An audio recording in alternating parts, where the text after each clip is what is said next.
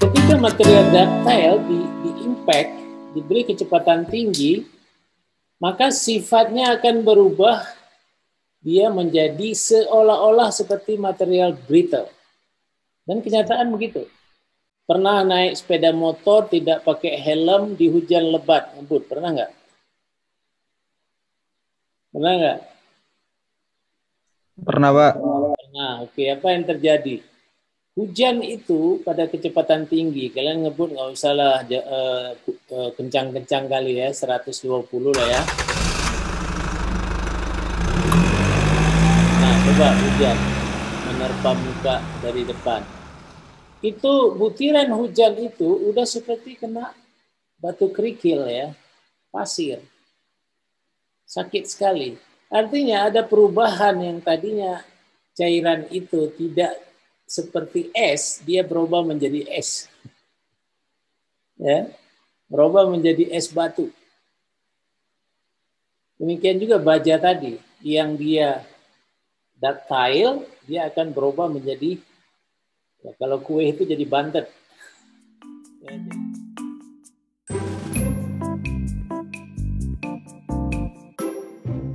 baik, selamat datang di kelas metode numerik terpakai. Ada 6 kali kuliah ini ya. Jadi yang pertama tadi Anda sudah ikuti kuis ya atau pretest yang gunanya agar saya mengetahui bagaimana ilmu dasar yang saat ini dimiliki, karena ini sangat penting dalam kuliah ini. Karena kuliah numerik ini akan menggunakan semua ilmu yang sudah pernah dipelajari, ilmu dasar teknik mesin. Apakah itu di S1 maupun di S2. Kita akan lihat nanti bagaimana hasilnya. Nah, pertama sekali saya akan perkenalkan dulu, barangkali bisa lihat di sini ini kelihatan ya, ini pusat riset IFRC, Impact and Fracture Research Center, teknik mesin, Fakultas Teknik USU. Ini sudah lama, berdirinya sejak tahun 1996 gitu ya, 96-97.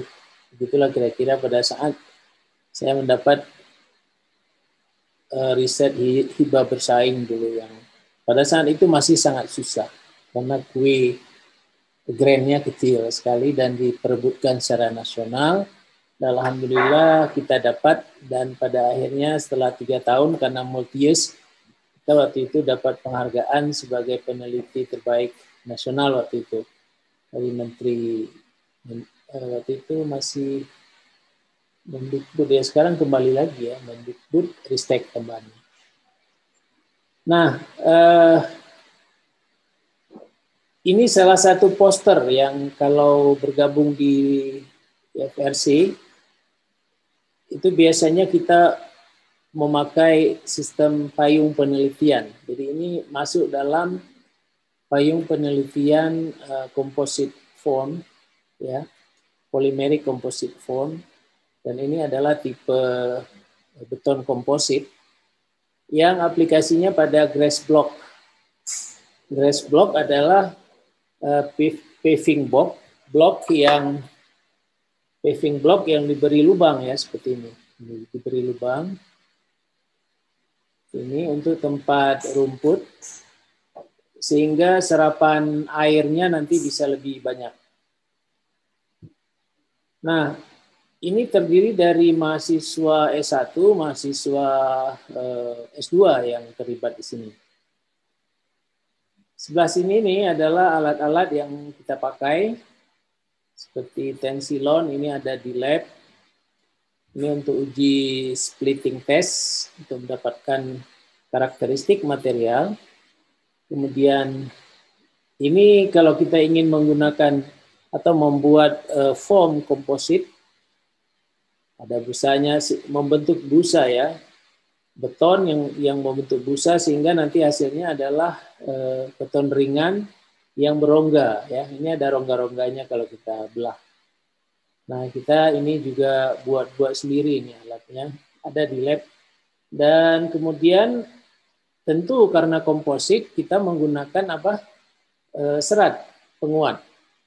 Ya, ada serat alam. Ini salah satu adalah serat alam, yaitu serat dari kulit durian. Sebelumnya kita juga menggunakan TKKS. Mungkin sudah tahu TKKS ya, tandan kosong kelapa sawit. Ya. Ini kita gunakan juga serat yang lain barangkali kalau ada yang minum ya silakan, misalnya abaka dan serat yang lain. Rock wool kalau di labnya Dr. Ihwansyah menggunakan itu. Kemudian alat yang lain juga kalau misalnya kita ingin menguji untuk tekanan yang lebih besar, kita bisa menggunakan fasilitas yang ada di lab beton ya, misalnya untuk uji kubus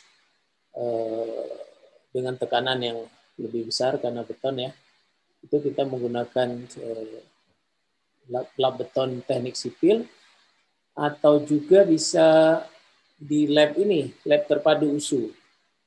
Ya, lab terpadu Universitas Sumatera Utara.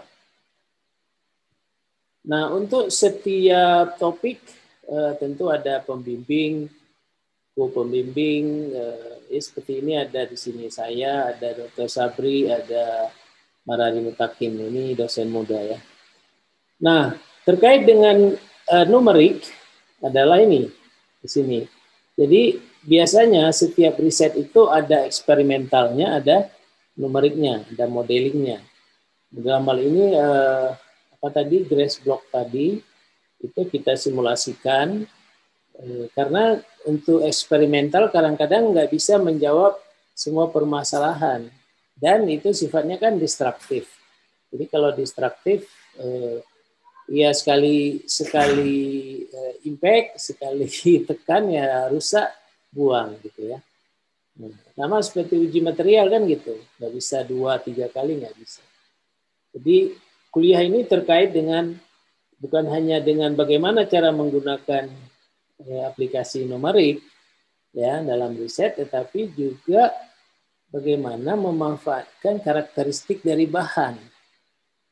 Karena kalau tidak, kita tidak tahu nanti seperti yang pada video yang saya sudah share tadi, kita tidak tahu ini di mana kegagalannya, di mana gitu. Kalau kita tidak bisa membandingkan antara karakteristik dan respon. Akibat apa? Akibat disturbance. Nah, ini akan saya jelaskan nanti. Nah, untuk uji lindas, ya jadi struktur yang udah jadi itu, seperti ini. Nah, ini dibuat, lalu dipasang. Dilindas, benar-benar dilindas sama mobil gitu ya. Tahan atau tidak. Nah, jadi ini uji lindas ini. Nah, salah satu juga adalah uji serapan air. Jadi kalau tanpa lubang, artinya paving block biasa, itu berapa serapan airnya? Itu kita bandingkan. Ini salah satu.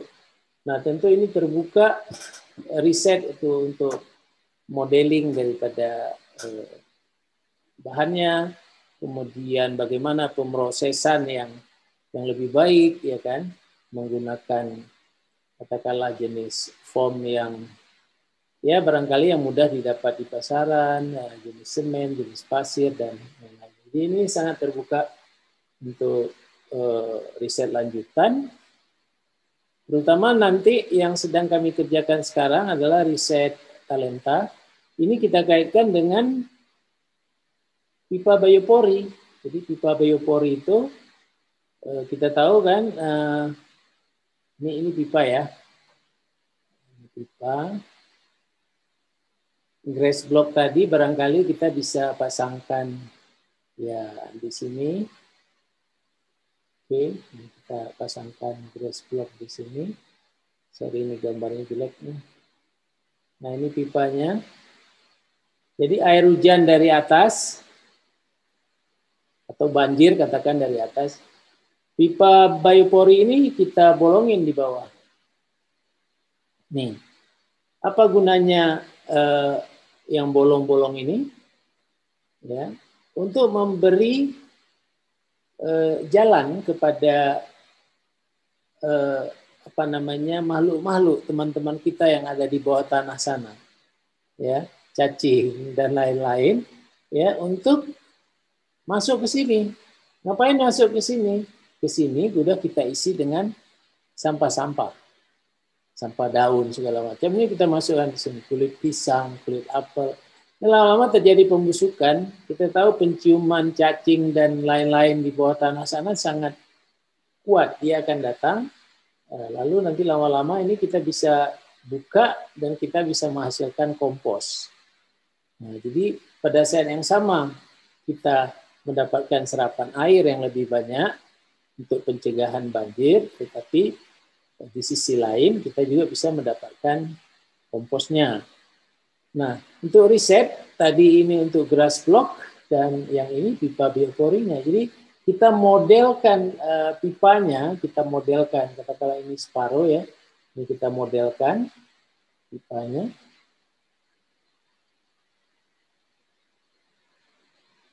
Ini. Lalu kita apa namanya? Kita beri lubang segala macam. Lalu kita simulasikan, ya. Apakah ini simulasi aliran air, simulasi solid ya, pembebanan ya. Ada karena ini kan ditanam di bawah tanah, tentu ada tekanan. Ada tekanan dari sini dan juga ada tekanan dari sini ketika kendaraan lewat. Jadi seperti apa? Gitu. Ini salah satu aplikasi yang barangkali bisa saya tunjukkan dalam riset di IFRC. Dan banyak lagi yang lain, barangkali untuk kalian yang lain. Tapi di sini untuk kuliah ini saya ingin tekankan bahwa peran daripada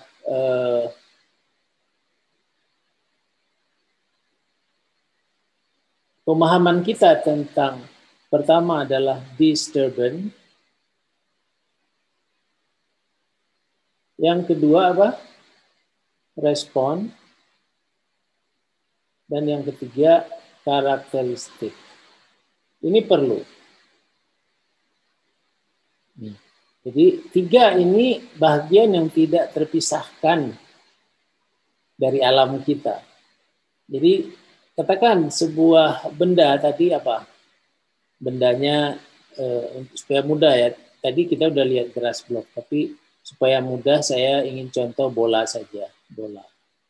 Jadi kalau bola ini saya letakkan di lantai, saya kasih beban P, apa yang terjadi pada bola ini? Dia akan mengalami lendutan seperti ini, betul nggak? Nih, jadi makin besar gayanya, makin ya mengembang arah ini. Ini artinya di daerah ini akan terjadi tegangan tarik lah ya. Nah, di sini tekan, di sini tarik. Nah, mungkinkah bola ini pecah? Pertanyaannya, pecah nggak kira-kira? Bisa nggak satu saat pecah nih, Irfan? Bisa, Prof. Bisa, Prof. Pada saat kapan? Pada saat tekanan lebih besar. Ya, dari lebih atas. besar dari kekuatannya. Jadi kalau bola itu mungkin ya ini tebalnya segini, ya bahannya apa? Ada E, dia punya yield strength-nya ya kan? Nah, ini akan tertarik sampai melewati satu batas kekuatan yield katakanlah, karena ini tarik berarti yield strength akibat tarik. Itu dapat yield strength akibat tarik itu kan dari sebuah pengujian, uji karakteristik. Ya. Jadi kita dapatkan di sini SYT di sini. Ya. Katakan ini misal ini 100 megapascal satuannya. Ya. Lalu tegangan yang terjadi ini, tegangan yang terjadi Tegangan yang terjadi di sini itu respon, ya, itu misalnya 120 megapascal. Disturbannya tadi P. Ini dia di sini P. P misalnya berapa Newton yang menghasilkan 120 megapascal. Lalu kalau kita mau tambah satu kolom di sini hasil ya, result, fail. Apa itu fail? Gagal, pecah, burst, ya, meledak dia. Jadi dari sini sampai ke sini kita bisa buat diskusinya atau analisisnya dalam sebuah paragraf, katakan 2 paragraf. Jadi informasinya di situ. Ini data, ini data, ini data, tapi ketiga data ini belum ada arti apa-apa sebelum kita hubungkan. Ketika kita menghubungkan itu, kita analisis itu, jadilah sebuah paragraf, itulah dia informasi. Ternyata, misalnya gitu ya, bola yang diberikan beban dari arah ini, arah atas, ya dengan yang besarnya sekian Newton, ini akan mengalami kegagalan. Bagaimana kalau dia beban dinamik? Nah, ini kan statik tadi. Apa definisi beban statik? Ini paling, ya katakanlah 5 mm per menit. Itu masuk pada statik atau kuosi statik. Ini lambat kan? 1 menit hanya bergerak 5. Hitung aja berapa milimeter per detik. Bagi 60. 5 per 60 berapa? Nah, jadi kalau 6 aja lah ya, 6 mm per menit. 6 per 60 berarti berapa? 0,1 kan? 0,1 mm per detik. Jadi kecil. Nah, apalagi kalau kita buat dia 1 mm per menit. Ya, seperti itu. Tapi begitu kita jatuhkan bola ini dari sebuah ketinggian, ya, ketinggiannya katakan H, ya, katakan H, ini bola ya, ketika dia mencapai lantai,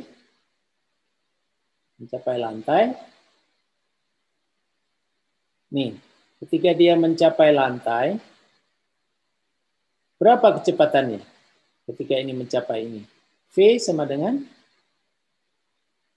akar 2G kali H. Ambil aja G10 ya, supaya mudah. 9,8. Ambil 10, berarti 2 kali 10, 20. Hanya, katakan 10 meter. 2 kali 10, 20 kali 100, 2000. Betul? 2000 apa satuannya ini? Meter per detik. Betul ya? 200 ya? 200. Berapa akar 200? 10 akar 2. Ya berapa kira-kira? 12, sekian. Kalau 12, 144. Berapa kira-kira? Nggak ada kalkulator? Coba dihitung. Akar 200. 11,4 sekian, Prof. 11,4 meter per detik. Artinya apa? Dalam 1 detik dia melesat sejauh berapa? 11,4 meter. Itu sama dengan sebuah pukulan jab, itu lebih cepat barangkali ya. Jagusuki petinju lebih cepat lagi. Jadi itu yang membuat ya berbeda dengan statik. Apanya yang berbeda? Efek yang ditimbulkan pun berbeda. Karena persoalan beban impact itu persoalan propagasi tegangan sana. Beda dengan statik. Jadi ini beban dinamik, dalam hal ini impact, dan yang ini beban apa? Statik. Bagaimana membedakannya? Membedakannya adalah dari kecepatan pembebanan. Kecepatan pembebanan itu bisa diterjemahkan dalam strain rate. Strain rate yang lebih tinggi itu ada di sini, strain rate yang lebih rendah itu ada di sini. Ya, karena kecepatannya almost static, ya, quasi static. Nah, itu bisa kita lihat pada pengujian statik yang ada di Universal Testing Machine. Setelah kita pasang, kita tekan on, lalu dia akan bergerak pelan sekali sampai pada akhirnya kita melihat kalau kita menguji satu batang baja, tiba-tiba aja udah tek gitu patah.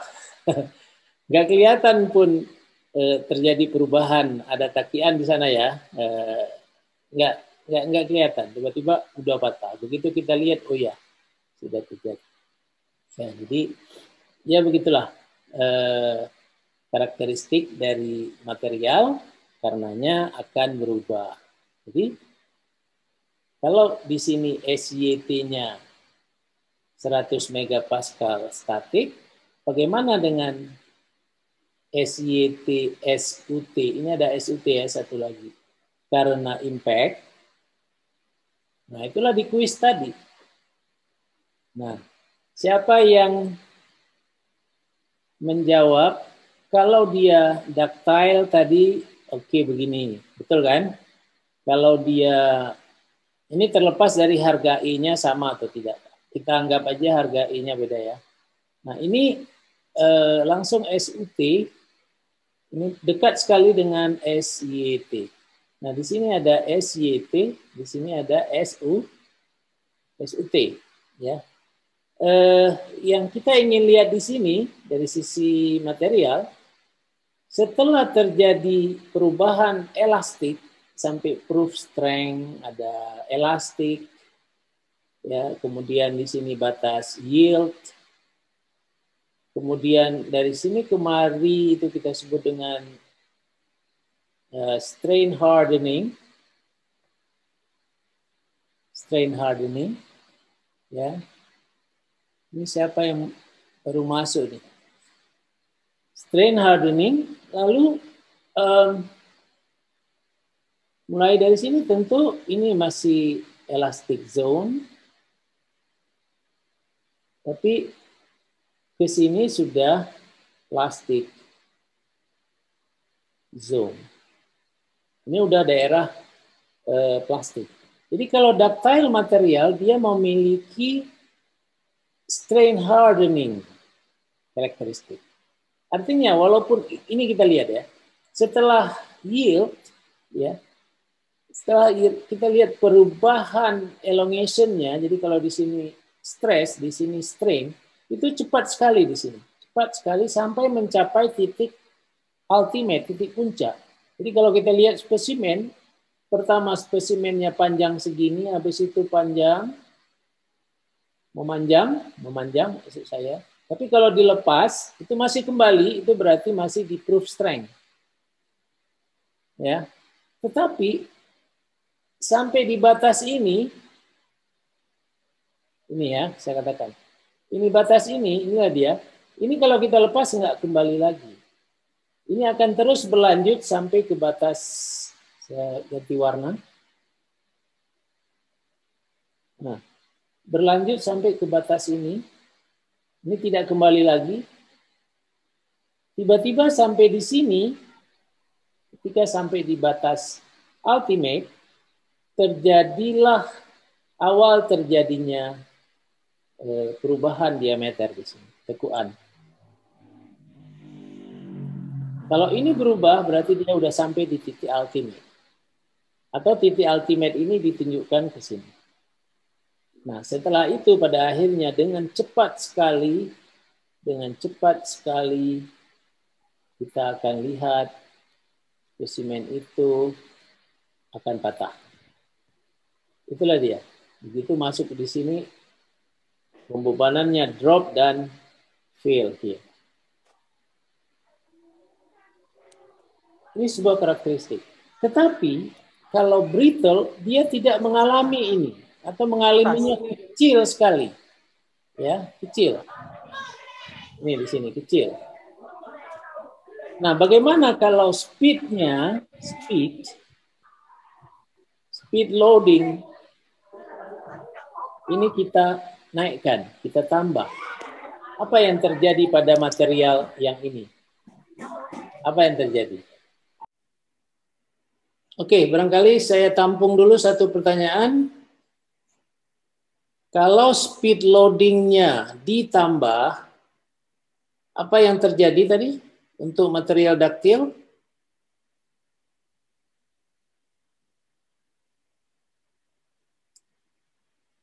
Kalau material ductile kan, ini ya saya ulang, material ductile, which one? Okay, which one?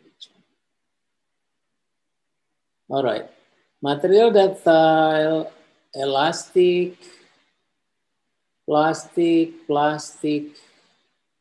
fill, oke? Ini dengan material daktil, uji statik. Sekarang material yang sama, ductile material, say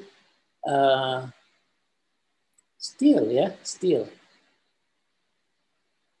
Bagaimana bentuk atau sifat atau karakteristik patahan dari material itu? Kalau speednya kita tambah. Kalau statik tadi kan katakan ya 6 atau 5 milimeter per menit ya tadi ya. Betul ya? Kira-kira berapa meter per detik ini? Coba hitung.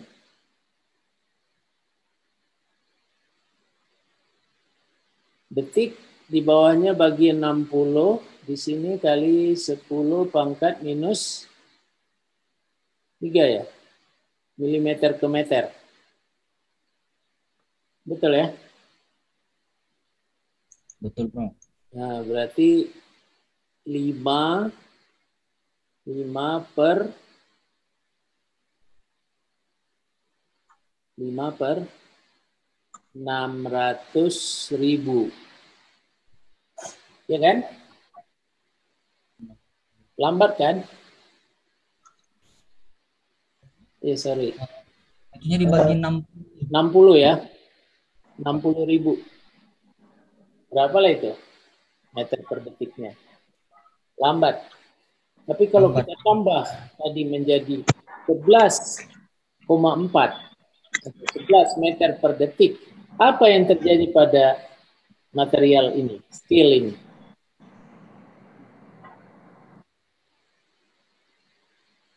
Ini lihat grafiknya. Jadi kalau begitu, grafiknya itu seperti grafik material brittle. Betul? Betul kan? Kan grafik material getas brittle seperti ini. Ini brittle kan? Jadi ketika material ductile di impact, diberi kecepatan tinggi, maka sifatnya akan berubah, dia menjadi seolah-olah seperti material brittle. Dan kenyataan begitu. Nah, itulah yang terjadi ketika pernah naik sepeda motor tidak pakai helm di hujan lebat, ngebut, pernah nggak? Pernah nggak? Pernah, Pak. Nah, oke, apa yang terjadi? Hujan itu pada kecepatan tinggi, kalian ngebut nggak usah lah kencang-kencang kali ya, 120 lah ya. Nah, coba hujan menerpa muka dari depan. Itu butiran hujan itu udah seperti kena batu kerikil ya, pasir.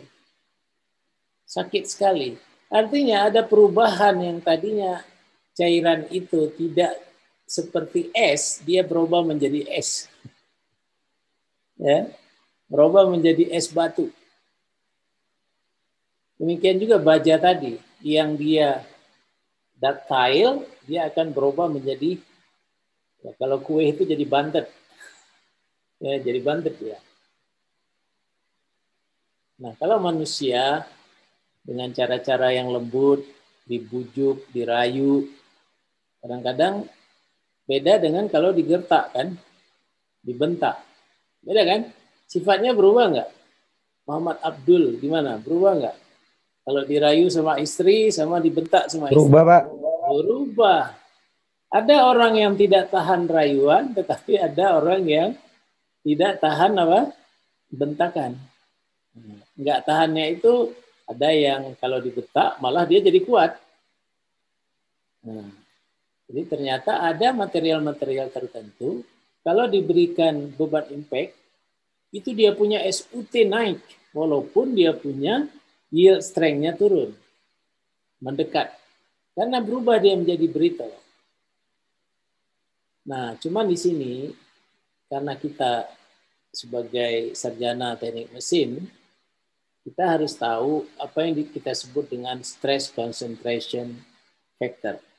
Jadi kalau ada sebuah poros, ini tanpa ada takian atau tanpa ada satu komponen seperti paki ya, pasak ya, atau ada lubang di sini. Ini kita beri beban di sini ya, beban. Kalau dia bebannya statik, ini statik, adanya takian ini tidak menyebabkan ya tidak memiliki pengaruh yang besar. Ini ingat nih, kenapa ya? Untuk benda yang ductile, akibat beban statik, kita tahu kan beban stress concentration factor itu, sigma yang terjadi itu sama dengan faktor konsentrasi dikalikan dengan sigma zero nominalnya. Jadi kalau ini katakan 2 harganya, berarti yang terjadi itu 2 kali nominal stresnya. Nah, 2 kali ini berlaku untuk ductile. Tidak berlaku untuk ductile. Kenapa? Lihat tadi. Adanya ini, strain hardening. Karena adanya strain hardening, adanya penguatan regangan. Ya, nggak ada masalah. Makanya ada poros, ada hole yang memang harus ada. Bagaimana tidak? Bagaimana kita tidak pasang hole kecil? Bagaimana untuk pelumasannya misalnya? Untuk memasukkan komponen tertentu kita harus pakai key di sini atau pasak untuk menghubungkan dia dengan kopling atau apa gitu ya. Bagaimana kita memasang roda gigi ke poros kalau tidak punya satu komponen lain seperti penyambung key, kan? Atau kadang-kadang poros dia di sini harus pasang ring. Nah ini, otomatis kita harus membuat ini. Apa yang terjadi? Akan terjadi konsentrasi tegangan, akan terjadi konsentrasi tegangan. Ini. Akan terjadi konsentrasi tegangan. Tetapi kalau dia ductile, no problem. Tetapi kalau dia brittle material, ini penting ya. Kalau kita pilih dia brittle material, maka stress concentration K0 ini akan make sense. Akan berpengaruh. Nah, jadi khusus tentang itu nanti belajar lagi di mekanika kekuatan bahan.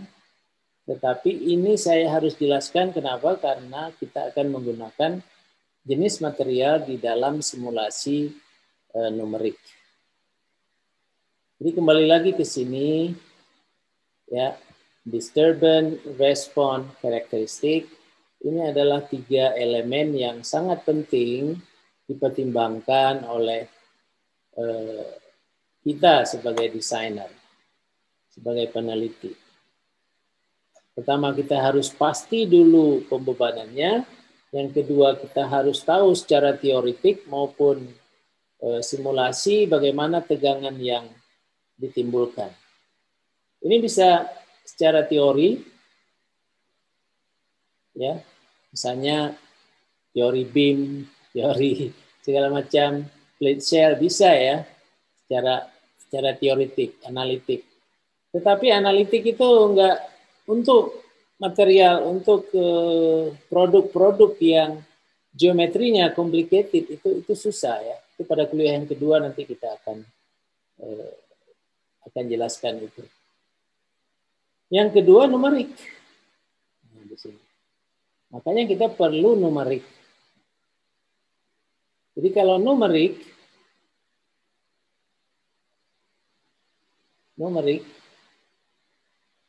shaft atau plat yang katakan ada lubang seperti ini, kita kasih beban.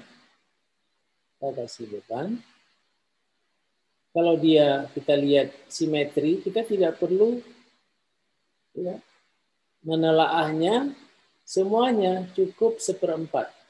Nih lihat, ini udah save time ini. Ini aja, udah. Ini kita pasang elemennya nanti di sini. Tetapi kita bisa mendapatkan stress kontur pada semua titik yang kita inginkan. Coba kalau eksperimen, kita mau di sini pasang strain gauge, habis 1. Ya, berapa harganya strain gauge? 100.000, udah 100.000 hilang. Oh, saya mau di sini 200.000. Saya mau lihat nih ada nggak concentration di sini. Udah 10 titik berarti 10 kali 100.000 berapa? Rp1.000.000. Why? Karena eksperimental localized stress yang kita ukur. Oleh karena itu kita butuh numerical analysis. Dalam hal ini kita perlu menguasai software. Katakanlah di sini ANSYS. Nah, untuk ANSYS nanti IFRC akan menawarkan in-house training. Biasanya ada kursus ANSYS gitu ya. Saya anjurkan untuk mengikuti supaya bisa menyelesaikan project. Karena ini kan project base, project yang akan kita berikan nantinya. Nah, cepat saja, inilah yang saya minta di kuis tadi. Ya. Ini untuk ductile. Ini walaupun ini tidak nampak, walaupun ini kan sebenarnya udah yield ya. Jadi ada yang ya exaggerated ya, dibesar-besarkan seperti ini. Nah, tapi kalau sebenarnya tidak kelihatan ini ya. Tapi ini untuk melihat aja. Tapi yang pasti adalah ini ke sini elastik dan ke sini adalah daerah plastik. Kalau dia brittle material, maka harga yield dan harga ultimate ini dekat sekali. Apakah dia berimpit atau tidak? Tahu nggak maksud saya istilahnya berimpit? Tahu nggak nih? Tahu nggak? You know? Kalau dia berimpit, apanya yang sama? Apa yang sama? Kalau garis ini berimpit dengan garis ini, apa yang sama?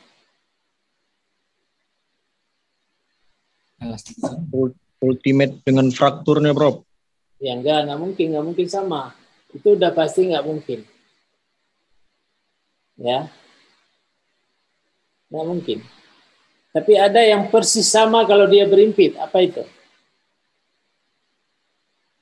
Tadi ada yang sebutkan. Modulus of elasticity. Udah pasti. Ini modulus of elasticity ini menentukan kemiringan ini adalah Y sama dengan MX. Jadi kalau ini Y, ini X, kemiringan ini adalah M. Sama. Jadi kalau ini sigma, ini epsilon, sigma sama dengan E kali epsilon, hukum Hooke. Betul nggak? Betul kan? Betul apa betul? Betul. Nah, inilah dia. E ini kan sama dengan kemiringan garis. Jadi kalau garis ini berimpit dengan garis ini, artinya modulus elastisitasnya sama. Apakah demikian? eksperimen yang membuktikan itu. We don't know, tapi bisa jadi begini, ya bisa lebih curam. Kalau lebih curam berarti E-nya makin lebih besar. Makin landai, E-nya makin lebih kecil. Nah, bagaimana kalau kecepatan tinggi? Kecepatan tinggi berarti strain rate-nya bertambah. Lihat. Dari sisi elongation, lihat pada kecepatan yang tinggi tidak banyak berubah. Artinya elongation-nya mau ditekan dengan pelan-pelan, dengan cepat, elongation-nya tidak banyak berubah.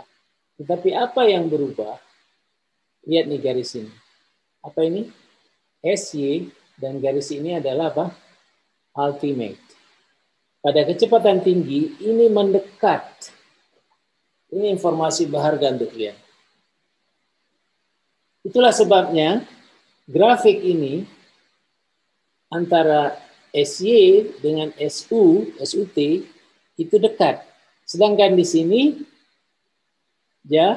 jauh. Kenapa? Karena ada strain hardening. Oke? Nah, itu informasi yang saya harus sampaikan. Sudah jam 4 ya. Saya kira sampai di situ dulu pemahamannya. Nanti coba di digest. Apa digest? Ya, dicerna baik-baik apa yang saya berikan ini. Karena aplikasinya nanti adalah pemilihan material yang tepat untuk simulasi. Ya, oke. Ada pertanyaan? Tak ada. No question. Coba hidupkan videonya. Yana, are you there? Nah, hidupkan videonya karena kita akan nampakkan wajahnya. Jadi ukurannya gini. Ukurannya oke. Paling tidak segini lah ya, segini. Mana caranya? Itu termasuk etika dalam kuliah kuliah online. Oke.